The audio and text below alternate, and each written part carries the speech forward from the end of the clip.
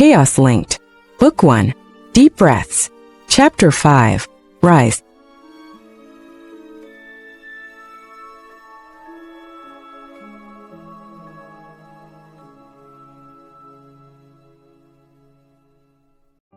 Maddie paces the length of their small cell, arms wrapped tightly around herself. The air is thin, laced with the faint hum of machinery outside their confinement. Tom watches her from where he sits on the narrow bench bolted to the floor. His fingers merge together. He wants to do something, anything to fix this, to get them out of here, to find their son. But there's nothing. Nothing but the walls, the locked door, the silence between them stretching too thin, too fragile. He rubs the arm that had already been previously injured, now sore thanks to fighting the soldiers. Maybe he should have thought that through a little more carefully, but he doesn't regret it. Maddie exhales sharply and stops pacing. Her hands press against her face, then slide up into her hair, fingers twisting into the strands as if she can physically hold herself together. But Tom sees it, feels it, how close she is to breaking. He stands, moves toward her carefully, not wanting to startle her, but she doesn't flinch when he reaches for her. His hands find her shoulders first, grounding her, then he pulls her close. Maddie sags against him instantly, burying her face into his chest. I can't be in here while he's... She cuts herself off with a sharp inhale, her whole body trembling against him. Tom wraps his arms around her, pressing his chin against her hair. I know. He murmurs, rubbing slow, soothing circles into her back. I know, Maddie. She grips the fabric of his jacket, fingers twisting into it like it's the only thing keeping her from falling apart. It reminded me so much of you. Tom tenses, slightly confused. What do you mean? She pulls back just enough to look up at him, her eyes glistening with unshed tears. Seeing him on that stretcher, the way he wasn't moving, the way they just took him. Her breath hitches and she shakes her head. It was just like when Shadow... She doesn't have to finish. The memory slams into Tom like a gut punch. The way that Shadow actually punched him in the gut, sending him flying backwards until he landed on his back. Tom's grip on her tightens. Maddie, Shadow thought I was Walters. I messed up my hologram and turned into the commander just as he crashed in from the ceiling. She shakes her head again, her breath shuddering as she tries to keep it together. I thought I was going to lose you that night. She whispers, remembering how Tom had been taken into the ambulance. How she hadn't said anything to their sons because she'd been so scared. And when I saw him on that stretcher, looking so small and weak, it was the same Tom. It was exactly the same. Fresh tears slip down her cheek and Tom reaches up, gently brushing them away with his thumb. But you didn't lose me, and we're not going to lose him either. How can you be so sure? Because he has to be. Because if he lets himself believe, even for a second, that they might not get their son back, he'll break. Because he's Sonic, and if there's one thing we know about our kid, it's that he doesn't give up. Ever. Maddie lets out a shaky laugh. Barely there, but it's something. No, he doesn't. And neither do we. Maddie swallows hard, nodding against him. She closes her eyes, lets herself lean into his warmth, his strength. He holds her close, pressing a kiss into her hair, silently promising her, promising himself, that they will find a way out of this. That their son will recover, and they will bring him home. The cold, sterile walls press in around them. The room is bare, clinical, designed for isolation. There's no warmth here, no comfort. Just the cold, unyielding reality that they are trapped. Tails sits on the floor with his back against the metal wall, arms wrapped around himself. His twin tails, usually full of energy, lay still against the ground, motionless and limp. The suppression field goes on for longer than he thought, possibly active in the entire facility, and has stripped him and Knuckles of their ability to hover, to run, to fight, to do anything. But that doesn't mean he isn't trying. His fur bristles subtly, tiny static-like sparks flickering between individual strands as he focuses, experimenting in the only way he can. He shifts his body slightly, his thick fur moving in the stale air. The static dissipates just as quickly as it forms, but Tails takes note. Something about the suppression field reacts to bioelectricity. He barely moves his hand, keeping it curled against his own arm, but he subtly brushes his fur together, testing the faint charge he can create. There. A whisper of energy, almost undetectable, but present. His fur tingles as the suppression field pushes back against it, like two magnets repelling each other. It's weak, but it's something. Knuckles sits nearby, his own muscles sluggish, his strength leached away by the same invisible force. He can still move, but barely. Every time he tries to stand, it's like someone has piled the weight of a mountain onto his shoulders. It's suffocating, unnatural, wrong. Tails doesn't speak. He hasn't spoken since they were shoved in here. Knuckles watches him carefully, noticing the way his little brother's hands tremble against his arms, how his fur is bristling despite the forced stillness of his tails. His ears flick at every distant sound, every shift in the facility outside their room. Waiting, listening, dreading. The echidna exhales slowly before shifting closer. Fox. No response. Tails. Knuckles breathes in deeply, his body aching as he forces himself to move. Tails. The fox flinches but doesn't look up.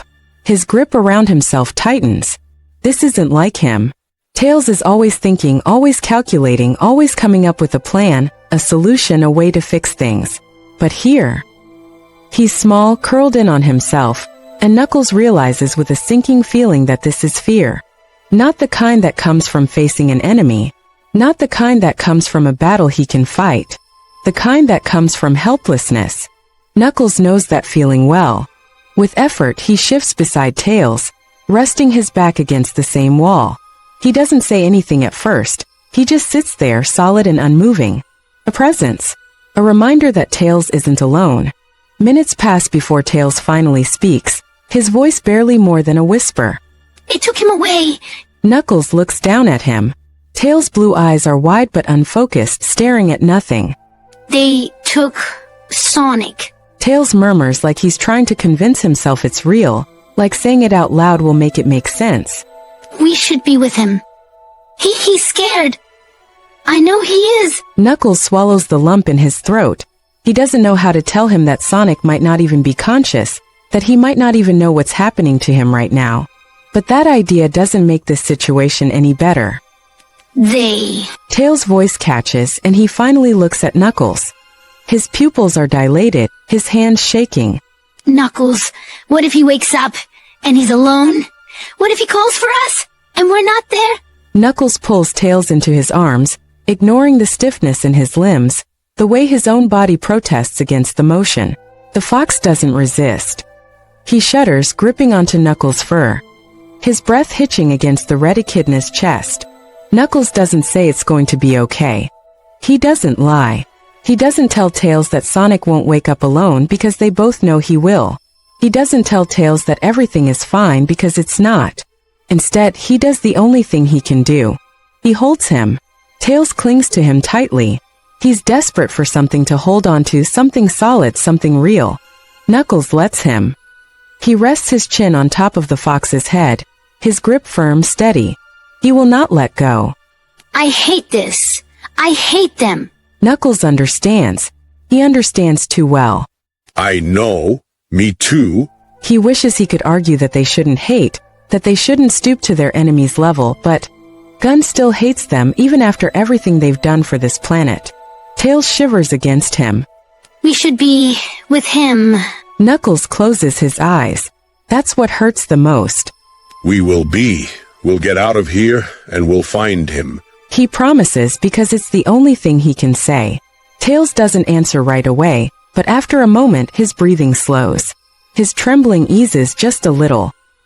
He presses his head against Knuckles' chest, still holding on to him like a lifeline. What if Sonic really is sick? Knuckles glances down at him. What? Tails swallows, his ears pressed flat against his head. What if Gun is right? What if there is something wrong with him, and we just can't see it? What if he is contagious? His voice wavers and he grips his fur tighter. What if we're already sick, too? Knuckles stares at him for a long moment, then shakes his head. I feel fine. Do you? Tails hesitates. His fingers twitch where they clutch at his fur, but he does feel fine. No fever, no weakness, no dizziness. Just tired. Tired and scared. I think so. Knuckles leans forward. Then we're not sick. And I don't think Sonic is either. Tails frowns. But what if? No, think about it, Tails. If something was wrong with him, really wrong, don't you think we'd know? His eyes are sharp, unwavering. We've been around him this whole time, and so have the Lord of Donuts and Woman of Pretzels. If he was sick, we would be sick too. But we're not. Tails bites his lip, uncertainty still gnawing at his thoughts. But they said. They don't know anything. Knuckles interrupts. He shakes his head, scowling. They're keeping him locked up and making guesses. That's all this is. His expression softens just a little as he looks at Tails. If something was wrong with him, it would have happened before all of this. Not now. Tails' mind is still clouded with doubt, but Knuckles' words settle something inside him. He takes a slow breath, forcing himself to relax his grip on his fur. Yeah, you're right. Something is off. Knuckles nods, leaning back against the wall. Tails' fur shifts subtly again, his mind working even as his body rests. He brushes against Knuckles, testing the charge in his fur. The suppression field reacts just barely. Not enough to attempt an escape. Not yet, but hopefully soon. Knuckles doesn't know how long they sit there. The sound of the facility humming around them, their abilities still stripped and his strength gone. But even without his power, Knuckles knows one thing for sure. He will tear this place apart before he lets Gun keep Sonic from them. And when he does get his strength back, Gun is going to regret ever laying a hand on his brothers. Darkness weighs on him, thick and suffocating. A sluggish heaviness presses against his limbs, wrapping him in cold, unrelenting stillness. He can't remember falling asleep, but it feels like he's just had the best nap of his life. It doesn't hurt to breathe as much anymore. The world is distant, muffled, but as his awareness sharpens, so does the cold. It seeps into his bones, pressing against his skin like an icy grip. His body shudders involuntarily, a weak tremor against the suffocating chill. Panic creeps in as his mind stirs to life. Where is he? He can't move. He can't breathe. No, he can breathe, but it doesn't feel right. Each inhale is thin, filtered, like he's breathing through a veil of something unnatural. His eyes snap open, but all he sees is a light shade of blue, a distorted, watery hue that shifts and ripples unnaturally. His brain fights to process it, but it takes an agonizingly slow moment for realization to crash down on him. Water. He's in water. His chest tightens, his breath hitching in panic. Instinct screams at him to move, to get out, to break free, but his limbs are sluggish, heavy. The cold is everywhere, his fur pressing against his skin, his quills floating weightlessly around him. His heart slams against his ribs, a wild, desperate rhythm that echoes inside his head. Where's his family? Where's Tom? Maddie? Tails? Knuckles? Sonic's instincts scream at him to run, to push against the glass of his prison with everything he has and shatter it into a million shards. But the moment he tries, nothing happens. Fear stabs through him as he braces his hands against the glass, pushing with everything in him, trying to ignite the energy that's always been second nature. His legs tense, every fiber of his being ready to burst forward. Except he doesn't move. No surge of speed, no crackling charge of electricity racing up his spine, no familiar vibration of energy beneath his skin. It's there, he can feel it deep inside, flickering like a candle on the verge of going out. But it's distant, smothered, like someone has thrown a heavy, suffocating blanket over it. The energy inside him flickers weakly, responding to his desperation, but it refuses to ignite fully. It's like his own power is caged inside him, tangled in something unseen, something wrong. His chest heaves in shallow gasps as reality crushes down on him. They've done something to him. His reflection stares back at him, distorted by the liquid, wide-eyed and helpless. No. This isn't happening. His whole life, his speed has been a part of him, who he is. And now, even though he can feel it deep in his core, it's muffled, restrained, like an engine trying to rev without fuel. His hands tremble against the glass. He's trapped, not just in this tank, not just behind walls, but inside himself. A sudden hiss cuts through the silence, a mechanical release that sends a ripple through the liquid surrounding him. A harsh, sterile light floods the chamber, searing into his sensitive eyes. He squints, struggling to adjust, but his vision remains hazy, blurred by the fluid encasing him. Then movement. A blurry shadow beyond the glass that comes into focus. A voice crackles through unseen speakers, smooth and clinical, detached. You're awake. That's good. The words drift around him like an echo, distorted by the barrier between them. He forces himself to focus, blinking rapidly to clear his vision. There's a man wearing glasses standing beyond the pod, arms folded, watching him from behind with an unreadable expression. The sight of him sends a fresh bolt of panic through Sonic's chest. He doesn't know this guy. This isn't his family. A muffled noise escapes his throat, a plea, a demand, but it comes out weak, barely audible beneath the water's pressure. The man Kyle, his ID badge reads, tilts his head slightly, considering him. I know you're scared. You probably have a lot of questions. Kyle continues, voice calm but detached, like he's observing an experiment rather than speaking to someone trapped inside a tank. Your vitals have stabilized for now. That's a good sign. Sonic fights against the weight of the cold, his body sluggish, his strength barely returning. The water makes every movement slow and clumsy. Kyle watches him struggle, but there's no malice in his eyes, just detached observation. Like Sonic is data on a screen rather than a living, terrified person. You were in bad shape when you got here. Your body's stress levels were off the charts. We had to contain the situation before things got worse. Contain. Like he's some kind of threat. Sonic forces himself to take a deep breath, the filtered oxygen thin and cold against his lungs. He needs to think. Needs to talk to this guy. His fingers twitch, trying to summon the strength to do something, anything, but his body is still sluggish. He manages to lift his head slightly, looking straight at Kyle with pleading eyes. He mouths the words first before forcing them out, his voice barely carrying through the liquid. Where are they? He has to admit, it is pretty cool being able to talk underwater, but the novelty immediately wears off, reminding himself where he is. Kyle pauses, tilting his head. Your family. Sonic nods weakly. Why did he have to say family like that? Like they're not really his family? Kyle breathes in through his nose, his fingers pausing over the console. They're being kept in a separate area, for their safety. A sharp spike of dread shoots through Sonic's spine. For their safety. He doesn't even know what that means, but it sounds wrong. Like these people are protecting his family from him. That's not enough of an answer. Sonic shakes his head as much as he can, desperation twisting his features. Take me to them, or bring them here at least. He says, hating that he's probably going to have to beg. Please. Kyle's expression doesn't change. I'm afraid that's not possible. Sonic's breathing stutters, a deep, painful ache settling into his chest. No, this isn't happening. He can't be alone. He needs them. They need him. Please. He tries again. How many times is he going to have to try? To beg? Let me go. Let us go. Kyle sighs, shaking his head. That's not how this works. Walters is gone. That means no more oversight, no more restrictions. Gunn has free reign over what happens to extraterrestrials like you. We have a new commander now. Who?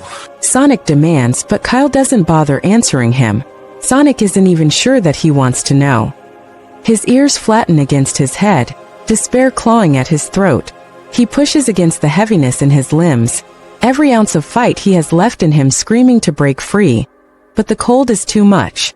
His body refuses to obey him. Listen, you need to trust that we're doing what's best for you. We're monitoring your condition, making sure you don't relapse.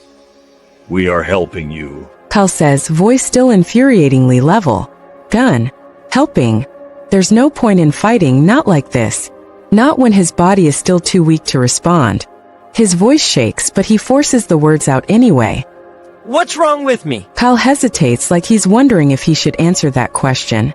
You're reacting to something on a biological level that we don't fully understand yet. That's why you need to stay here, so we can help you. He gestures toward the pod. I feel fine now, so why can I come out? His ears twitch, waiting, dreading the answer. I don't feel sick anymore. I can breathe. It doesn't hurt like before. So, why are you keeping me in here? Kyle watches him carefully, his expression unreadable. He continues, unfazed by Sonic's stricken expression.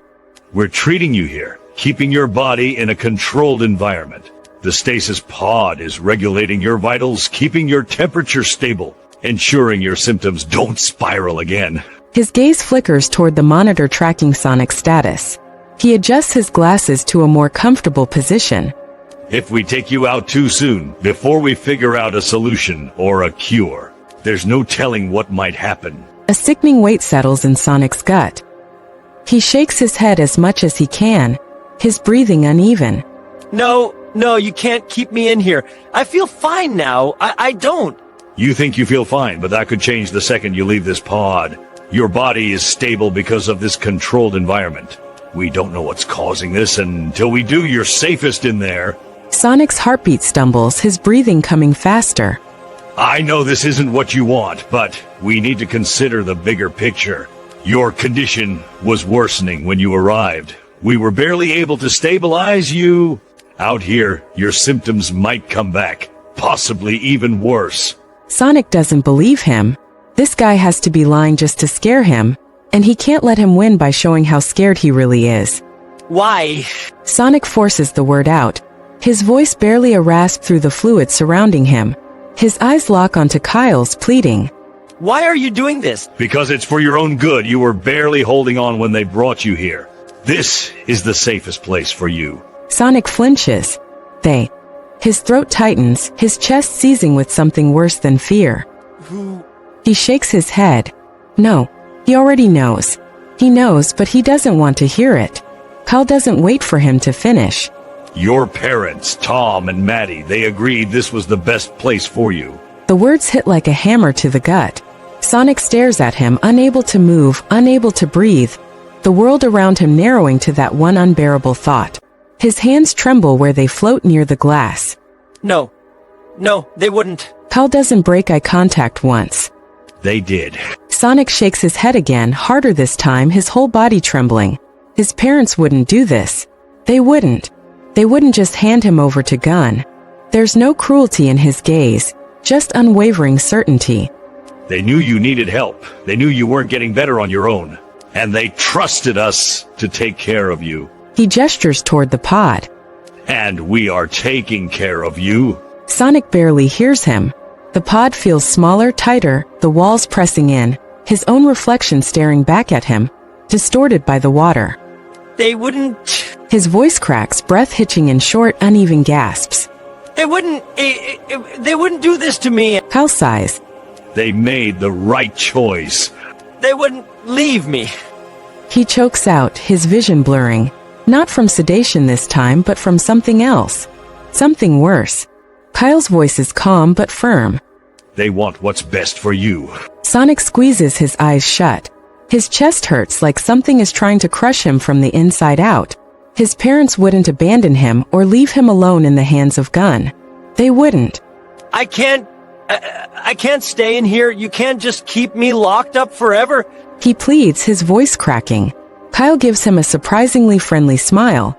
But what comes after sounds like the exact opposite, and he doesn't even realize it.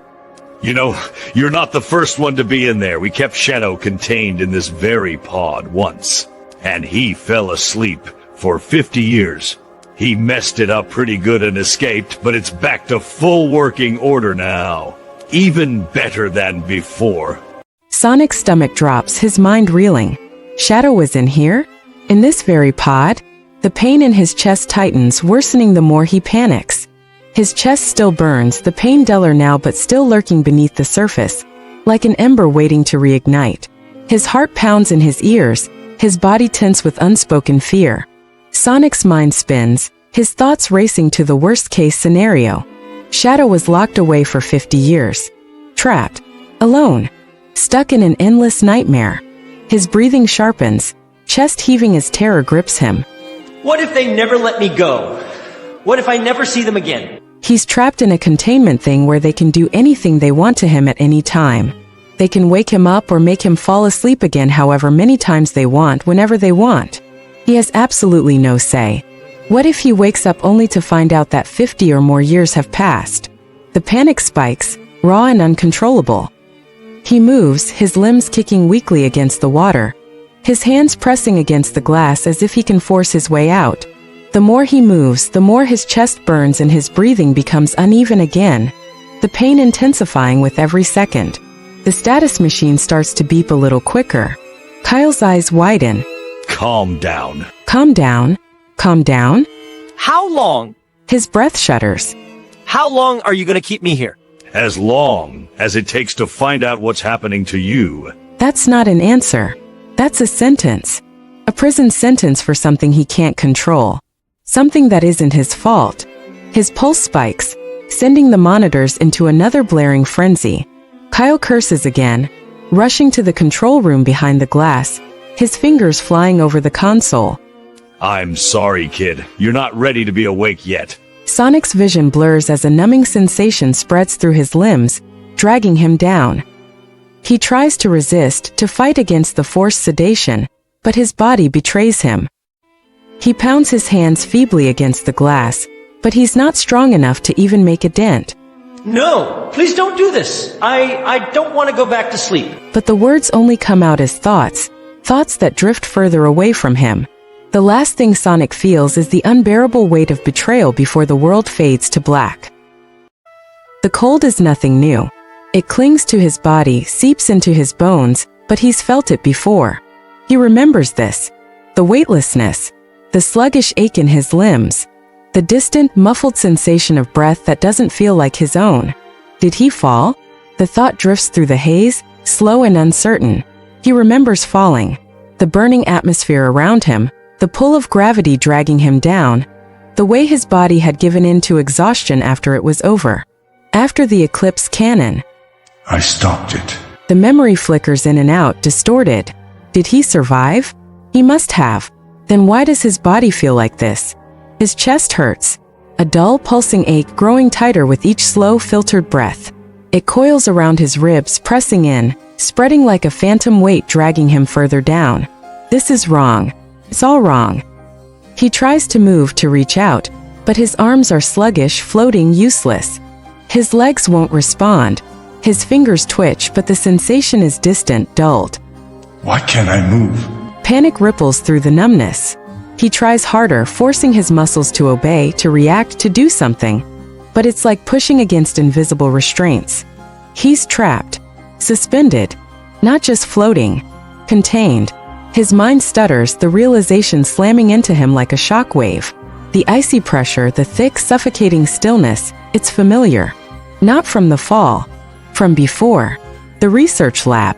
The stasis pod. The cold burns hotter now, a twisting fire in his gut that spreads through his limbs. No, he can't be back there. Not again. Not after everything. A sound, muffled, distant, vibrates through the void. A hiss of machinery. A pulse of something mechanical beyond the liquid surrounding him. The sterile scent, the artificial hum. He knows this place.